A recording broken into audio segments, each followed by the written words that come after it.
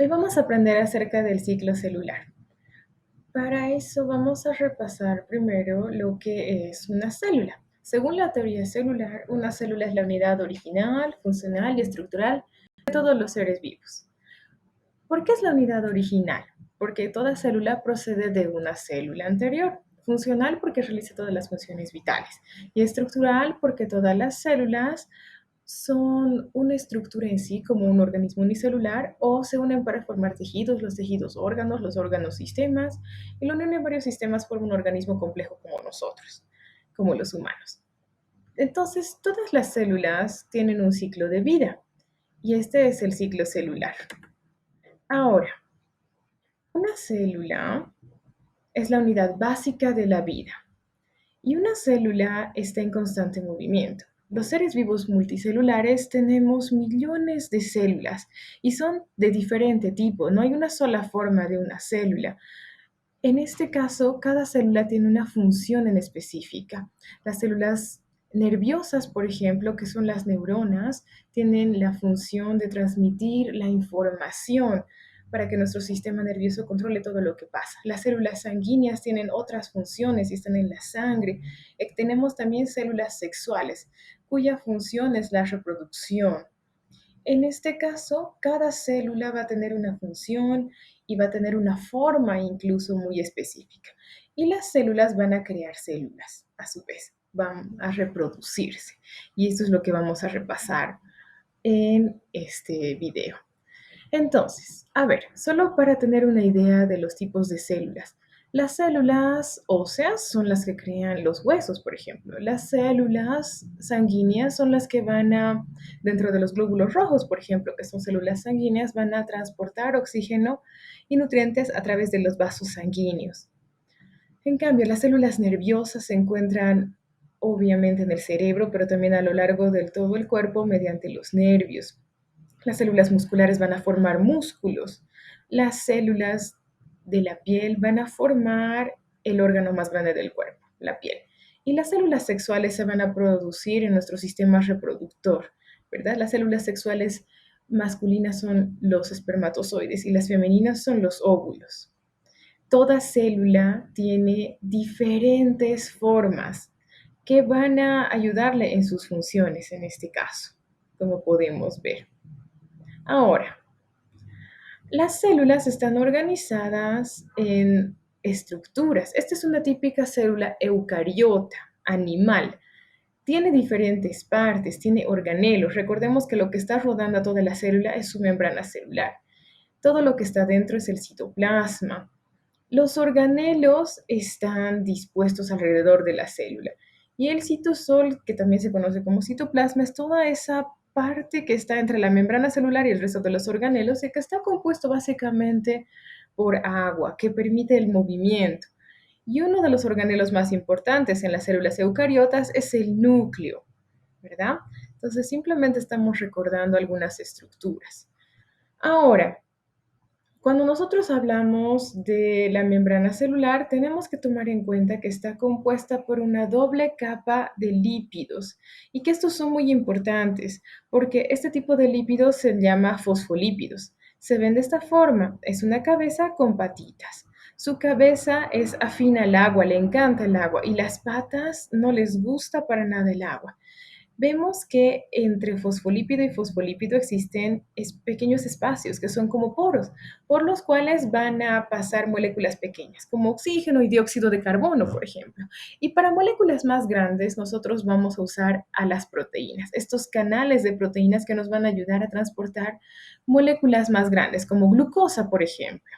Bien, ahora, ¿cómo es que estas moléculas pasan a través de la membrana celular? Imaginemos que estas son moléculas, están pasando entre célula y célula, traspasando su membrana celular.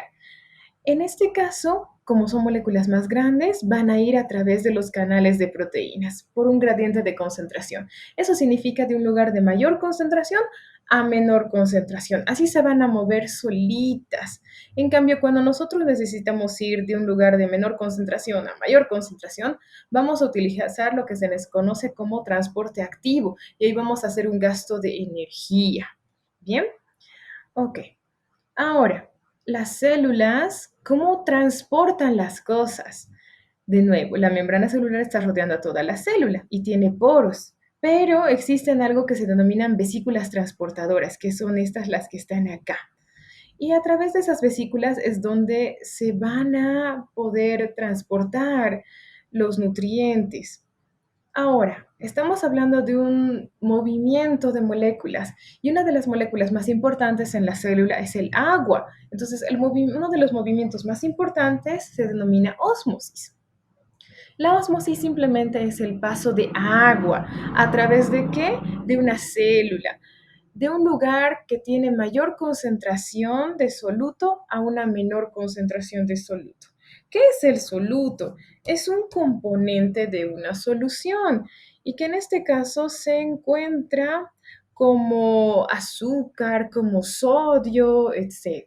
Bien, este es una célula sanguínea, es un glóbulo rojo, por ejemplo, y de acuerdo al movimiento de agua que pueda haber, podemos hablar de soluciones isotónicas, por ejemplo, cuando el agua va a entrar y salir en la misma cantidad, porque tanto la concentración de soluto dentro de una célula como el exterior de la célula es igual. Entonces el agua entra y sale en la misma concentración. En cambio, cuando hablamos de que existe una solución hipertónica, recordemos, una solución químicamente se conoce como una mezcla que tiene un soluto y un solvente. En este caso, el solvente universal es el agua y el soluto puede ser cualquier cosa. Usualmente es o sodio o azúcar en el caso de biología. ¿Está bien? Entonces, cuando hablamos de una solución hipertónica, tenemos que recordar también que el término hiper se refiere a más, a mayor de algo. Entonces, en este caso, la mayor concentración de soluto va a ser fuera de la célula, en el exterior, por lo cual el agua que se encontraba dentro de la célula va a salir hacia afuera. Lo contrario sucede en una solución hipotónica. En este caso, el agua va a entrar dentro de la célula porque la mayor concentración de soluto está dentro de la célula. Ingresa tanta agua que la célula puede explotar, como se ve en la imagen. En cambio, en una solución hipertónica, la célula se va a deshidratar. ¿Bien? Entonces, ese es simplemente la ósmosis, el movimiento de agua. Ahora, repasando un poco a los organelos celulares, vamos a ver brevemente las funciones que tiene. Cada célula, como hemos visto, tiene una forma diferente. A veces estamos acostumbrados a pensar en una célula como una estructura redonda, pero en realidad cada célula puede tener una estructura diferente. Y para mantener esa estructura necesita un citoesqueleto. Entonces, el citoesqueleto de una célula se ve de esta forma. Tiene microfilamentos, tiene microtúbulos y tiene en este caso eh, un como esqueleto celular. Ahora, todo esto está unido a algo que se llama centrosoma. Dentro del centrosoma están los centriolos. Los centriolos son los organelos que son encargados de la división celular, la forma en la que la célula se reproduce. Y eso es lo que vamos a ver precisamente hoy hablando de ciclo celular. Pero recordando un poquito más acerca de las funciones de los organelos, si nosotros vemos al retículo endoplásmico, sabemos que puede ser rugoso o liso. Si es en este caso rugoso, es porque tiene ribosomas adheridos a su superficie, ¿verdad? ¿Y cuál era su función? Al tener ribosomas adheridos, recordemos que los ribosomas son estas estructuras que son como granitos que crean proteínas. Entonces, en ese caso, el retículo endoplásmico rugoso se va a encargar de la síntesis de proteínas junto con los ribosomas y de transportar esas proteínas hacia el aparato de Golgi. En cambio, el retículo endoplásmico liso se llama liso porque no tiene ribosomas adheridos y se encarga, en este caso, de sintetizar lípidos y de la detoxificación celular. Ahora, el aparato de Golgi, recordemos que está muy unido al retículo endoplásmico rugoso. Ese es el aparato de Golgi. Y el aparato de Golgi funciona como un sistema de correos, porque le llegan proteínas y estas proteínas tienen que ir a algún lugar en específico. Entonces, las identifica, las etiqueta y las lleva donde tienen que ir. Esa es la función principal del aparato de Golgi. Bien, pasando En una célula se producen muchas cosas y en este caso se pueden producir muchos desechos. Entonces los lisosomas y los peroxisomas son como los centros de reciclaje de las células, que van a ser como los basureros que determinan qué se puede reciclar y qué tiene que desaparecer de una célula. El núcleo, que es uno de los organelos más grandes y central, está compuesto por un nucleolo, recordemos, ¿verdad? En ese nucleolo es donde se producen los ribosomas que se van a adherir al retículo endoplásmico rugoso que está a continuación del núcleo. Estos ribosomas los vemos acá en un tono medio rojizo oscuro. Y el núcleo tiene el ADN que está organizado en cromosomas en este caso. Ahora, algo interesante del núcleo es que está rodeado de una membrana. Vemos que esta membrana está llena de poros y esto es importante cuando hablamos del ciclo celular y lo vamos a entender en un momento. Pero como la célula es como una fábrica, necesita energía. Entonces las mitocondrias son los organelos que le ayudan a producir esta energía. Y la forma en la que nosotros almacenamos energía se conoce como ATP. Ahora, cuando nosotros estamos hablando de los ribosomas que se producen en el nucleolo, tenemos que tomar en cuenta que algunos están adheridos al retículo endoplásmico rugoso, pero algunos están libres en el citoplasma también. Bien, algo importante que estábamos definiendo como parte de la teoría celular es que la célula no solo es la unidad original, sino también es la unidad funcional de todos los seres vivos. Y una de las funciones más importantes de un ser vivo es la respiración. Se llama respiración celular, lo que significa que este proceso sucede dentro de cada célula de nuestro cuerpo y sucede en una parte muy importante, tanto en el citoplasma como en la mitocondria. Se compone de 3 pasos. El primer paso sucede en el citoplasma, que se llama glicólisis. En este caso, glicólisis o glucólisis, dependiendo de la bibliografía que consulte. Ambos consisten en la ruptura de las moléculas de glucosa para obtener energía. Entonces nosotros comemos algo y esa energía se almacena en forma de glucosa que tiene que romperse. Esta es una molécula de glucosa que se está rompiendo para que luego entre en la siguiente etapa que ya sucede dentro de una mitocondria. Esta mitocondria lleva el proceso que se conoce como el ciclo de Krebs o del ácido cítrico. Después, el último proceso es la cadena de transporte de electrones. Entonces, cuando nosotros estamos hablando de la respiración celular, tenemos que entender que en cada célula de nuestro cuerpo, cuando nosotros nos alimentamos con glucosa, con azúcar, lo que va a pasar es que la glicólisis va a suceder en el citoplasma y va a llevar a que esto produzca ácidos pirúvicos. Estos ácidos pirúvicos van a entrar después en lo que se conoce como el ciclo del ácido cítrico o el ciclo de Krebs, una vez que ingresan en la mitocondria. Dentro de la mitocondria, entonces, sucede este ciclo donde vamos a utilizar esto si se va a producir ATP, energía, electrones y dióxido de carbono. Todos estos compuestos, especialmente los electrones, van a ir al tercer paso, que es la cadena de transporte de electrones, donde en la membrana celular se van a utilizar para producir más ATP, más energía. Recordemos que básicamente nosotros nos alimentamos, comemos para obtener energía, y ese es el proceso en el cual se obtiene energía. Nos alimentamos y creamos moléculas de ATP, de energía, para todas las funciones celulares.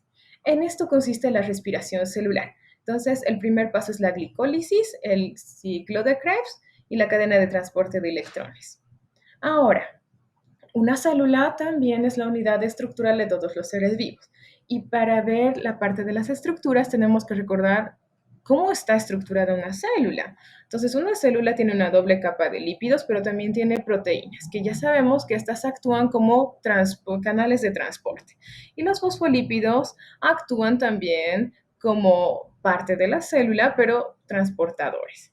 Bien, ahora, dentro de una célula se crean también las proteínas y hemos visto que esas se crean en los ribosomas, ¿verdad?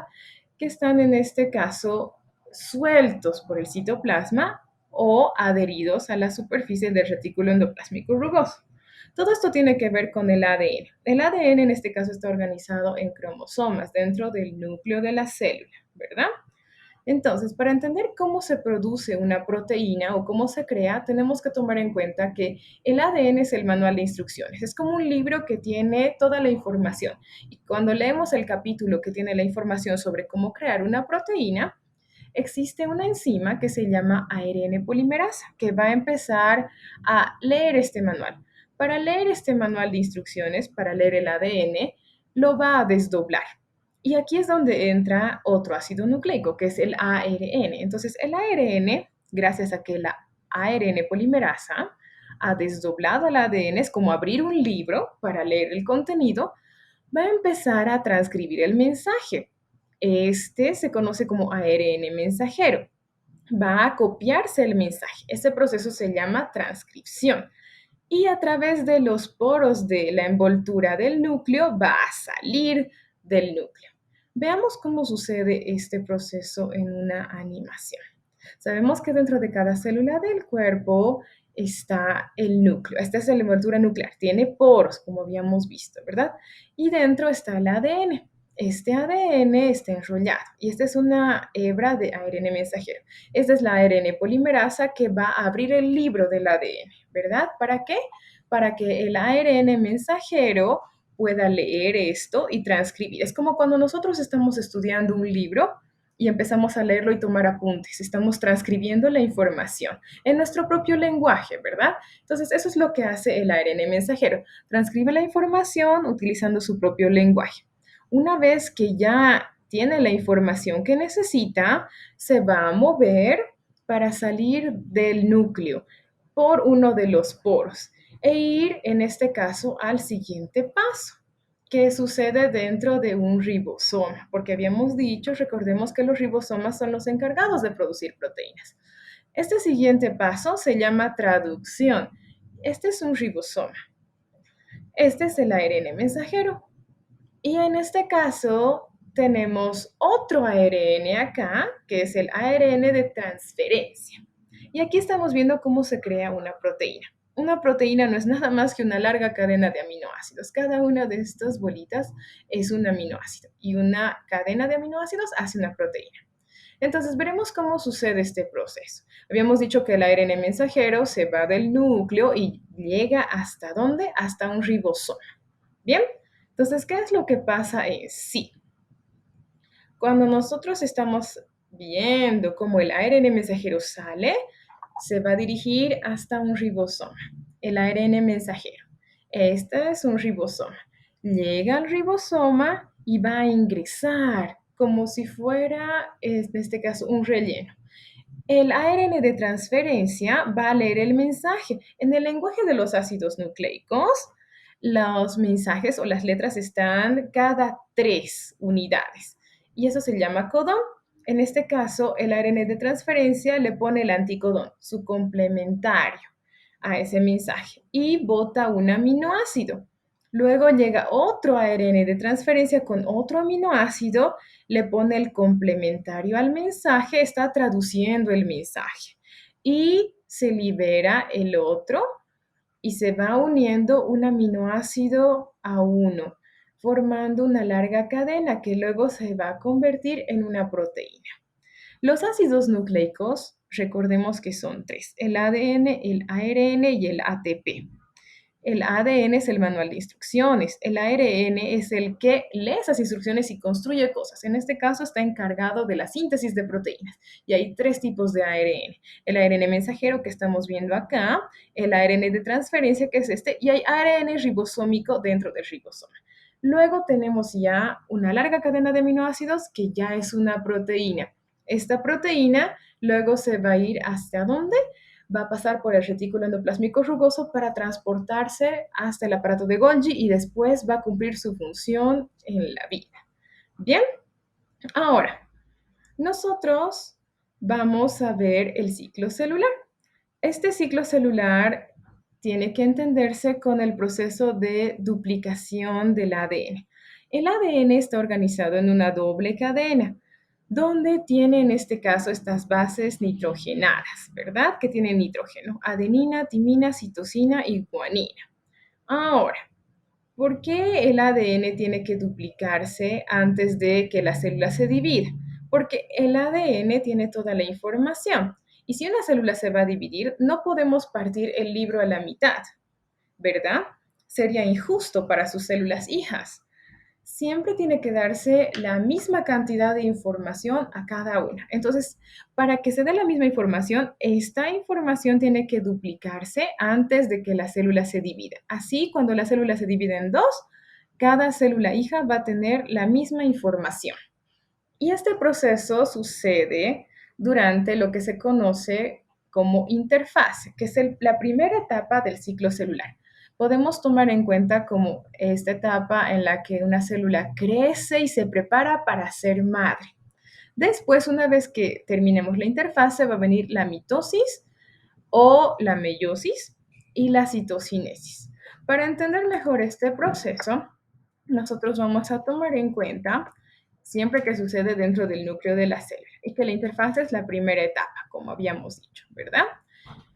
En esta primera etapa el ADN se va a duplicar. ¿Cómo se va a duplicar? Tenemos enzimas que ayudan a que el ADN se duplique. La helicasa es la primera enzima que básicamente va a desenrollar al ADN. Es como una tijera que va a cortar en dos. Luego está la ADN polimerasa, que es la que va a construir. Como ya tenemos dos hebras separadas, va a ponerle nucleótidos en cada hebra para construir una doble hebra. Y se va a ayudar con la primasa, que es la que crea primers. Los primers son como etiquetas que le ayudan a la ADN polimerasa a saber dónde poner qué nucleótido, porque puede confundirse. Finalmente tenemos a la ADN ligasa, que es como un pegamento que une todos los fragmentos complementarios. Entonces tenemos que el ADN está duplicado y se ve de esta forma, está completamente desorganizado. Para poder dividirse necesita organizarse y convertirse en cromosomas. Entonces, el ADN, una vez que se duplica, está desorganizado y tenemos que convertirlo en cromosomas para poder dividirlo en partes iguales y luego entrar al proceso de división celular por mitosis o por meiosis. Entonces, cuando nosotros estamos hablando de este proceso, vamos a entender que dependiendo de qué tipo de célula tengamos que dividir, va a ser por mitosis o por meiosis. Entonces, ¿qué tipo de células se dividen por mitosis? Las que se llaman células somáticas. Una célula somática es la que produce cualquier estructura del cuerpo. Por ejemplo, puede ser piel, células de estómago, etc. Cualquier estructura corporal. Cualquier estructura que no sea sexual. Porque cuando hablamos de células sexuales, ahí está la meiosis. La meiosis solo se encarga de dividir células sexuales, que en este caso son óvulos y espermatozoides. ¿Para qué nos sirve entonces la mitosis? Nosotros creamos más células por mitosis, son clones idénticos, células corporales, para crecer. Porque cuando crecemos no es que cada célula de nuestro cuerpo crece en tamaño, sino que se producen más células. También para reparar tejido dañado. Y finalmente para renovar células viejas, porque toda célula tiene un ciclo de vida. Por ejemplo, las células que tenemos en el estómago solo duran 2 semanas y luego se renuevan. Entonces, ¿en qué consiste la mitosis? La mitosis es un proceso de reproducción celular que empieza con una etapa que se llama profase. En este caso, como habíamos hablado, el ADN se va a organizar en cromosomas. Como especie humana, nosotros tenemos 46 cromosomas. Si lo dividimos en dos, es 23. Entonces, en la primera etapa, durante la profase, la célula lo único que hace es organizar al ADN en cromosomas. Se va a enrollar a sí mismo. Y además va a desaparecer esta envoltura del núcleo y los centriolos van a ponerse en los polos opuestos de la célula. ¿Cómo sucede esto? El ADN, ¿cómo se enrolla para formar un cromosoma? Tenemos unas proteínas especiales que se llaman histonas que se encargan de este proceso. El ADN se enrolla alrededor de estas histonas y forma estos cromosomas. Un cromosoma es una estructura muy interesante porque podemos hablar de cromátide y podemos hablar de centrómero como partes de un cromosoma. Y esto es importante entender. para que luego entendamos cuando estamos leyendo la bibliografía. Y en la segunda etapa, que se llama metafase, los cromosomas se van a alinear al centro y los centrómeros van a crear unas fibras que van a conectarse con el centriolo del cromosoma. Entonces, para recordar la etapa de la metafase, recuerden que los cromosomas se alinean al medio. Después vamos a tener a la anafase. Anafase, tienen que recordar el término alejarse. En este caso, los centrómeros van a ser los puntos de unión por los cuales estas fibras que están controlando los centriolos van a jalar y van a dividir al cromosoma separándolo en sus dos cromátides. Finalmente tenemos a la telofase, que es la etapa inversa a lo que se conoce como profase. En la profase lo que pasaba es que la envoltura del núcleo desaparecía. En la telofase esta envoltura vuelve a aparecer, pero en cada polo opuesto, en cada mitad, para que después la célula ya pueda dividirse.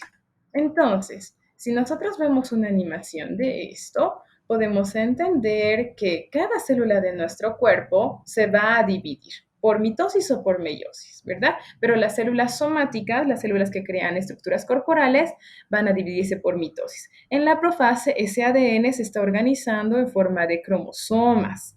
Bien, luego desaparece la envoltura del núcleo. Los centrómeros son los centros de los cromosomas para que en la metafase se pongan al medio, los centriolos van a los polos opuestos y durante la anafase van a jalar a cada uno al polo opuesto para dividir en dos, para que en la telofase se forme de nuevo la envoltura nuclear y luego se produzca la división de esa célula. Ya tenemos dos nuevas células. Las células se están multiplicando todo el tiempo y dependiendo de qué estructura del cuerpo va a variar ese tiempo. Como les comentaba, por ejemplo, las células de la piel van a durar 3 a 4 semanas y luego van a renovarse.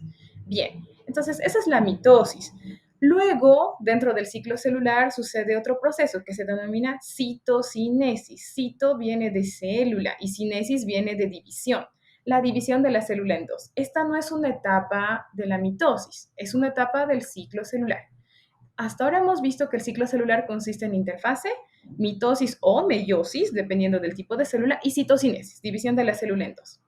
Bien, ahora hablemos de la meiosis. Entonces, la meiosis es el tipo de división de células sexuales. Cada célula somática de nuestro cuerpo tiene 46 cromosomas.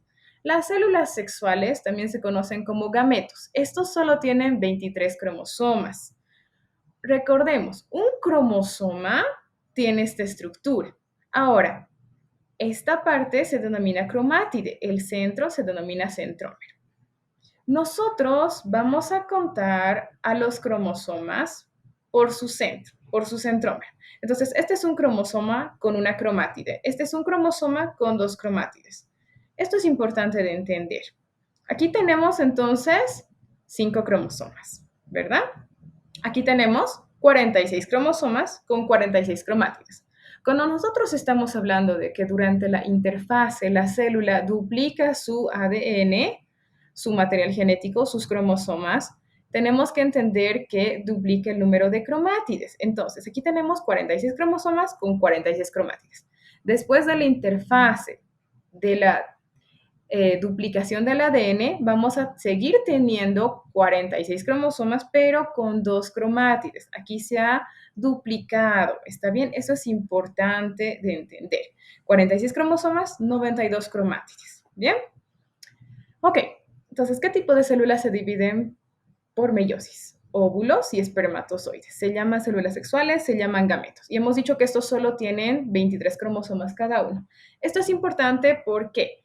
Porque gracias a que un óvulo se une con un espermatozoide, forman los 46 cromosomas. Por eso es que solo tienen 23.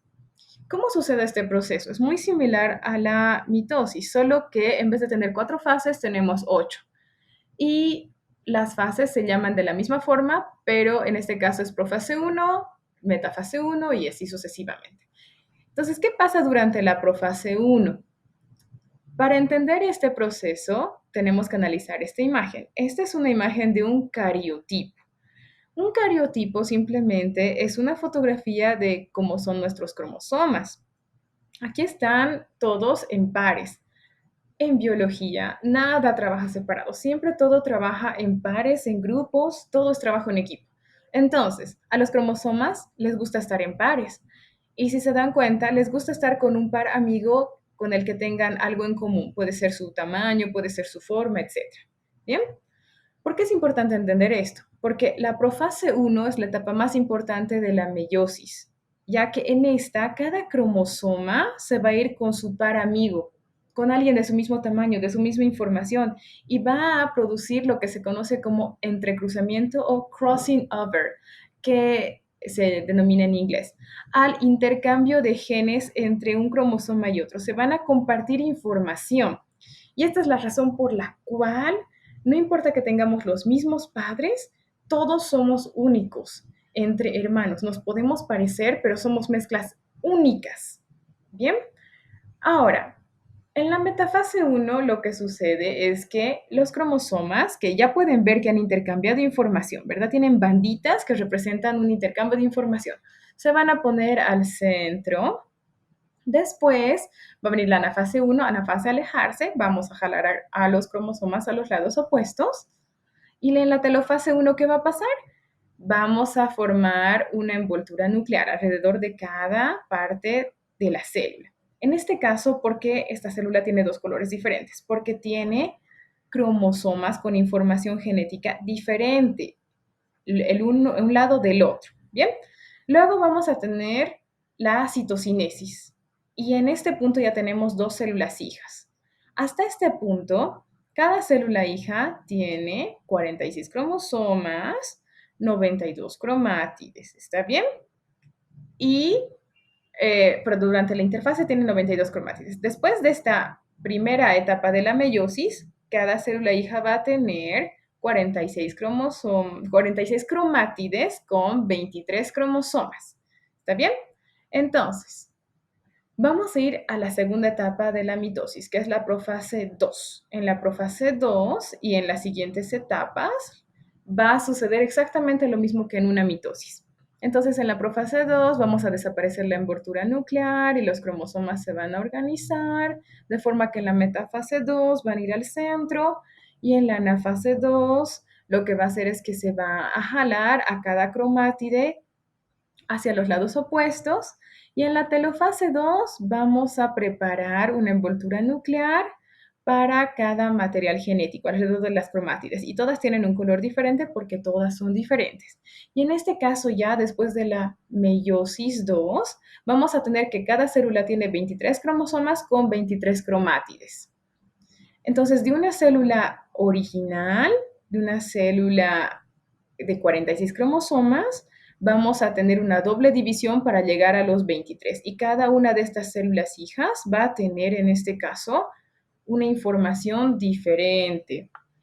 Lo mismo pasa con los óvulos, con óvulos y espermatozoides. En cambio, en la mitosis damos como resultado dos células hijas. En la meiosis son 4 células hijas. ¿Bien? Ok.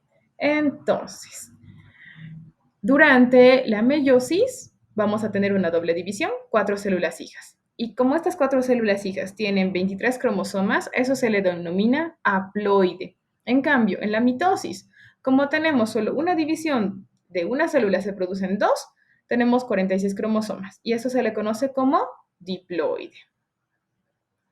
Bien, con esto habríamos terminado lo que viene a ser el ciclo celular. Recordemos que puede ser por mitosis o por meiosis, así que